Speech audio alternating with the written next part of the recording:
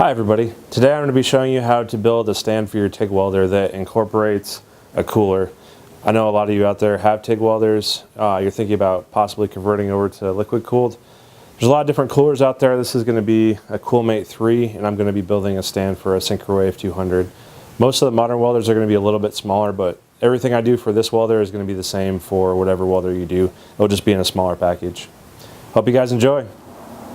Just give you guys a quick rundown. This is the cooler I'm going to be using. It's a CoolMate 3 by Miller. You can find these all day on Craigslist. This one wasn't too banged up. I had a couple scratches on it, that kind of thing, but seems to work good. Should be fine for where I'm going to use it. And here's the welder that it's going on. This is a not super old Syncrowave 200, but this is when they were still doing the transformer.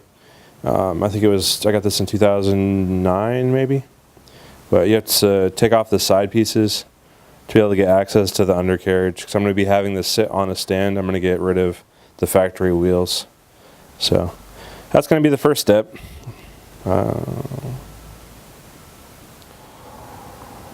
It's really moments like this that makes me wish I would have gotten a Dynasty instead of the Syncrowave. Back then, this was like 2009 or so. I was looking at a new welder and I knew I wanted to get a TIG welder that could do AC/DC. The Dynasties were just coming out and I ended up deciding to go with this one because I wasn't sure how long those were going to hold up. So it works good, but when it comes to times like this when I have to move it or do something with it, I really wish I would have gone with a Dynasty instead. Just because, as you can see, this is kind of a pain, especially in such a small shop. So I'm lifting all this stuff up just so that I can get access to the inside.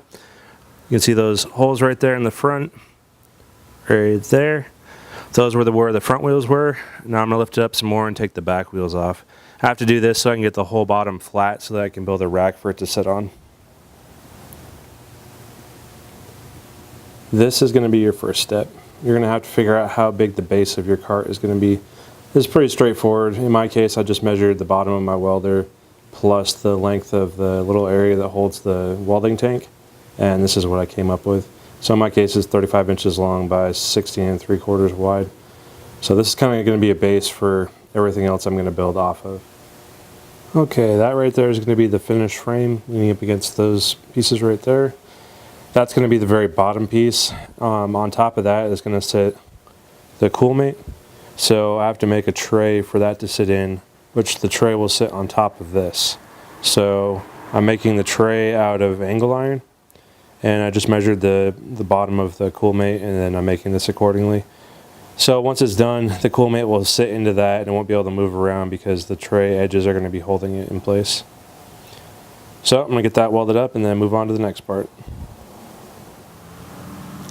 As you can see, the tray is all done. It sits in there perfectly. This is just 1 inch by 1 inch angle iron. And I cut the ends at a 45 and welded them together. But yeah, that's exactly how I wanted it to work. Now I just have to attach this to the base and kind of build up from there. Okay, now you need to take the plate that you just made for your CoolMate and attach it to the actual bottom of the frame. This is how I attached it. I used some plug welds. You can see right there, there. And I mainly just did those on 3 sides. And then I welded the back from the underside. After that, I also attached this support piece right here in the middle. It's just a scrap piece of metal I had laying around. The bottom of the CoolMate's made out of plastic, so I wanted to give it a little bit of extra rigidity. So once you're done that part, you're going to need to make the uprights. You can see here, I did them short on one side, long on the other side. I'm actually going to make a rack for my filler metals, and I made that side longer so I'll have something to attach it to.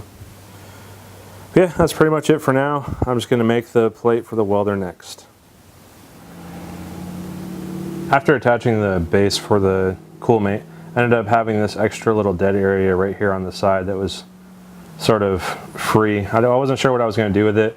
Then I started looking at some of the totes I had laying around, and the 2 small Stanley totes actually fit in there perfectly, so I decided to make a little rack to put those on so I can keep all my consumables right in that area. It should be pretty handy because that's one thing I've always wanted with a rack. I didn't even really think about it until now. So it ended up just being just the right amount of space. So I just threw that in there. Next step is going to be making a plate for your actual welder to sit on. And I just made this out of L angle, 1/8 inch L angle.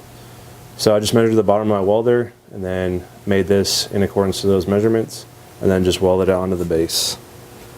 The biggest thing here is just making sure you're going to have enough room to get the cooler that you choose in and out of the rack that you're building. So I left a couple inches on top, so I'll be able to lift the cooler out if I ever need to. Now would be a good time to go ahead and figure out your caster situation.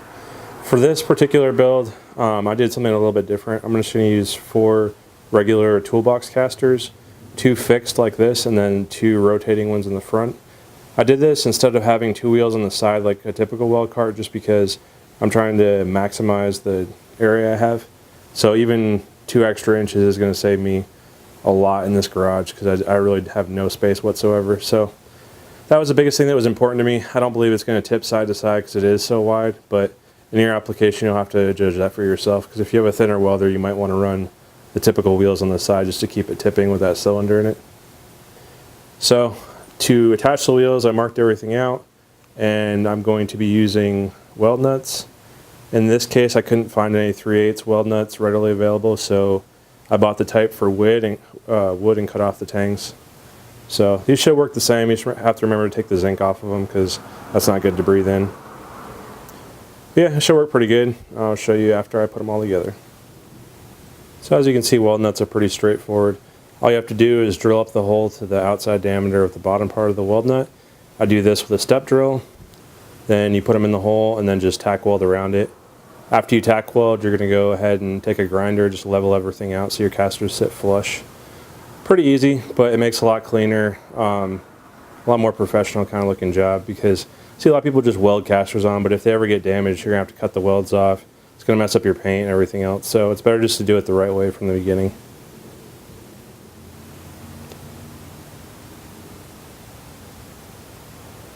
Now that you have your caster mounts all done, you're going to figure out where you're going to mount your accessories.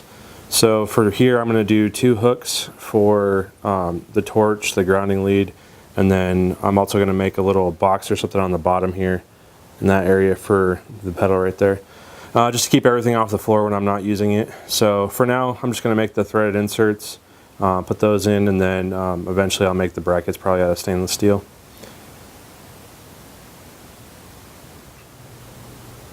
All the welding is finally done, and I got it painted. Just some basic black epoxy paint. I just want to get it done pretty quick because I got a lot of other projects I want to do for you guys. You can see the weld nuts right there, all sanded flush. A couple more right there. Then there's 3 more on the side down here. That's going to be where I'm going to put the pedal. So everything went together pretty good. Now it's just time for assembly. Whenever I start assembly, I always start with the bottom. It just seems to be easiest. So for this project, I used just some cheap Harbor Freight 600-pound casters in the rear. No one's going to see them. They're going to work fine. They're low profile on the sides, which is what I liked, rather than doing the traditional wheels on each side of that plate right there. Later on down the road, if this isn't stable enough, I can always switch to those, but I'd figure I'd give those a try first. So for the front, I used these artisanal swivel casters with the cast iron centers. I think there's not a lot of times that people ask themselves, what do my project casters say about me as a person? So I went with those because they're hipster AF and they work pretty good. So we'll see how it ends up working out.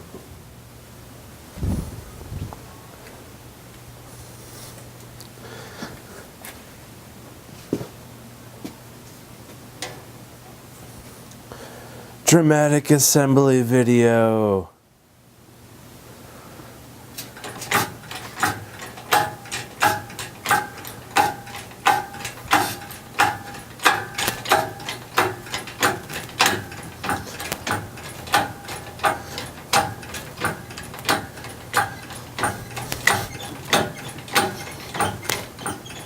This is real time, ladies and gentlemen. I'm just that fast.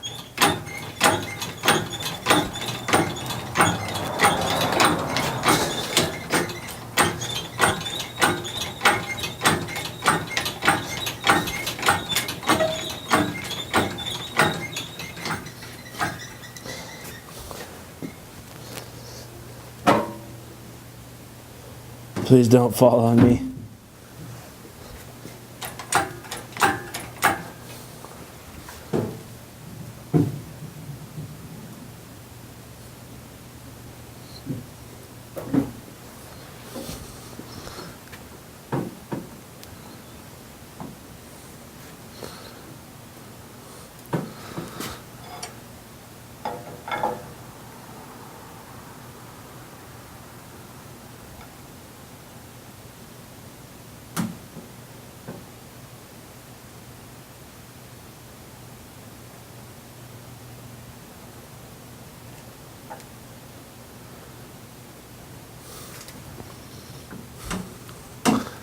Be really handy to have two people right about now.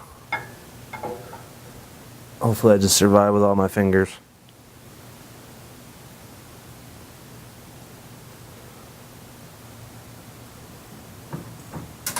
Oh my god.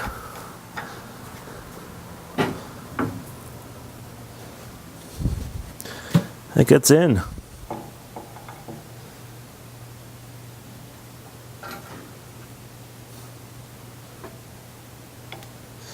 Check the back.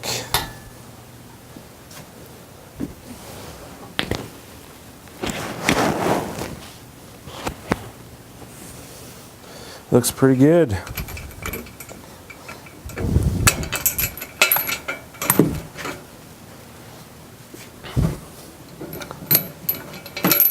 It's finally in yet.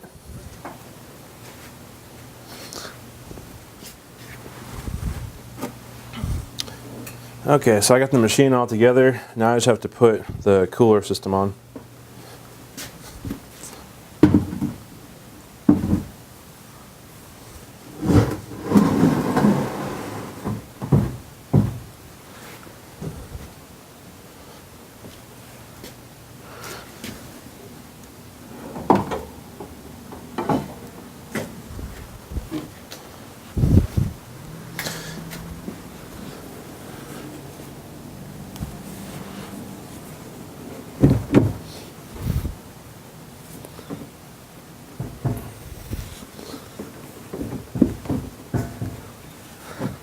There it goes.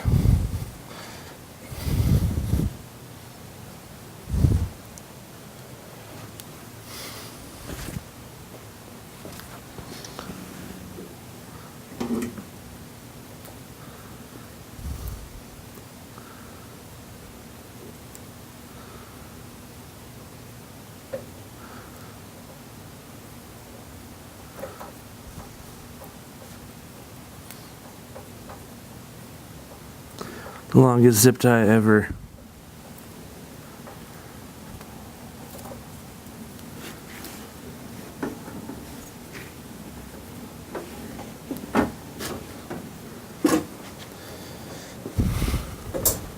Still not sure how I'm going to run all the cables yet. This is just a trial run. This has to get plugged into here.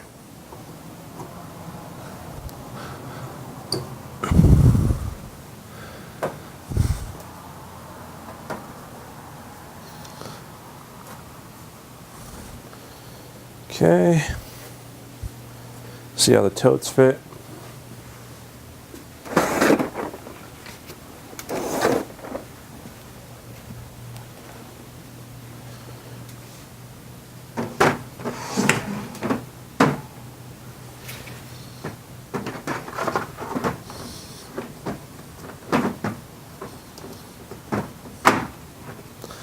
All seems to work pretty good.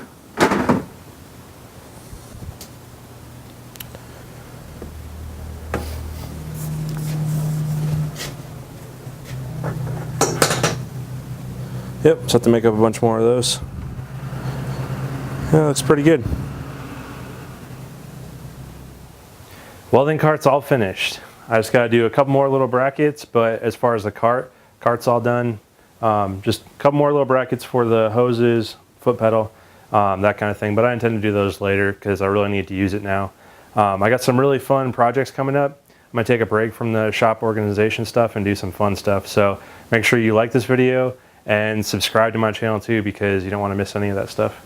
So stay tuned.